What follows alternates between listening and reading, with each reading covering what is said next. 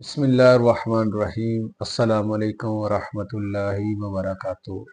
नाजरीन, खारिश, चंबल, ददरी, खुश्क खारिश, फंगस 20 साल 40 साल पुरानी भी ददरी चंबल का इलाज लेते हाज़र होए हैं और इलाज बहुत ही आजमुदा, बहुत ही सस्ता और गारंटी शुदा तुहाडे सामने चीज़ां पईयां। तुसीं इहनूं घर दे विच खुद बनावो, किसी भी पंसार स्टोर तो चीज़ां लियाओ, इहनूं घर दे विच खुद तैयार करो, ये तुसीं लाओ। इंशाअल्लाह अल्लाह ने चाहा तो 20 साल पुरानी भी तुहानूं अगर खारिश, चंबल, ददरी, फंगस होगी, पहली दफ़ा लाण दे नाल तुहानूं इंशाअल्लाह अल्लाह ने चाहा तो फ़र्क मालूम होवेगा। मज़ीद इन्हूं तुसीं 15 दिन सुबह और शाम हल्की हल्की मालिश मैसाज करना है कि यह मलम तुसीं लाओगे तो जज़ब हो जाए कि तुहाडी दवाई मलम लगी हुई नज़र ना आवे।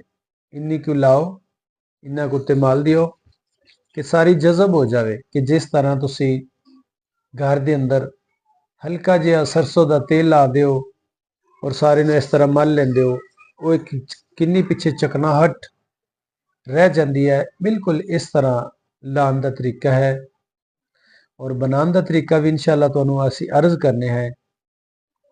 किहड़े मेरे दोस्त बहन भाई नूं किसी भी बच्चे नूं अगर खारिश, चंबल, ददरी, फंगस है, सब तो पहले उनका मेदा वेखा जाएगा, उस बाद उनके खून की खराबी का वेखा जाएगा, उस तो बाद ये इस्तेमाल करन दे नाल अल्लाह ने चाहा तो ठीक हो जाएगा। अगर उस मरीज़ नूं मेदे का प्रॉब्लम है तो उनका इलाज कराना पवेगा। उन्होंने खून की खराबी है तो उनके वास्ते अलग दवाई होगी। उन्होंने खून उनकी कमी है, उनका खून उन्होंने पूरा करना पवेगा। उस तो बाद तुसीं इस्तेमाल करोगे, अल्लाह ने चाहा तो शफा होगी।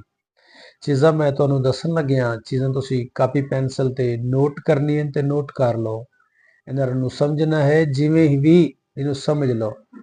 अगर तुहानूं किसी भी चीज़ की समझ नहीं आ रही, स्क्रीन ते मेरा नंबर चल रहा है, तुसीं व्हाट्सएप के जरिए कॉल के जरिए मेरे नाल राबता करो, ये तुसीं कित्थों भी हासिल करो, मेरे नाल मशवरा कर सकते हैं। अगर साडे कोल बनी बनाई दवाई लेना चाहते हैं तो साड़ियाँ सारियां ही दवाइयां सस्तियां तरीन हैं। जित्थों भी तुसीं लैणियां ने साडे नाल राबता करो। अगर साडे कोल दवाई लेना चाहते हैं तो बड़ी सस्ती तरीन दवाई है, पर साडी शर्त ये नहीं होगी कि पहले तुसीं साडे नंबर ते मूवी कैश ते पैसे करावो, फिर असीं दवाई भेजांगे। इंशाअल्लाह असीं पहले दवाई भेजांगे, तुहाडे कोल दवाई पहुंच जावे, उस तो बाद साडे नाल तुसीं मूवी कैश पैसे करा सकते हैं। मजीद मेरी जिन्नियां भी वीडियो चल रही हैं यूट्यूब ते, इन्हें बारे मशवरा करना चाहते हैं, इन्हें बारे भी कोई भी गल पूछना चाहते हैं, मेरे नाल तुसीं राबता कर सकते हैं। चीज़ां मैं जनाब नूं दसन लग्या ते जनाब अच्छी तरह नोट कर लवन। सब तो पहले तुसीं वैसलीन देख रहे हो, ये अच्छी और आला वैसलीन है, बड़ी प्यारी खूबसूरत वैसलीन, सब तो अच्छी वैसलीन तुसीं लैनी है। उस बाद तुसीं लेना है नीला थोथा, उस बाद तुसीं लेना है गंधक आमला सार, उस बाद तुसीं लेना है बामची, उस बाद तुसीं लेना है काफूर, उस बाद लेना है मुर्दा सिंह, उस तो बाद लेना है सत पुदीना। वैसलीन नूं गर्म करते इन्हां नूं अलग अलग चीज़ां नूं पीसते ग्राइंड करते पाउडर की मनिंद मैदे की मनिंद फुल बरीक करते इनू गर्म करते इंदे विच नूं हल कर दिओ। कमोबेश अद्धे तो पौना घंटा थोड़ा लगेगा इनू दोबारा जमण वास्ते।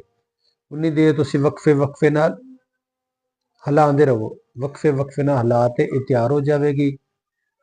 वैसलीन तुहाडी तैयार हो गई, इन्हूं सुबह शाम इस्तेमाल करो।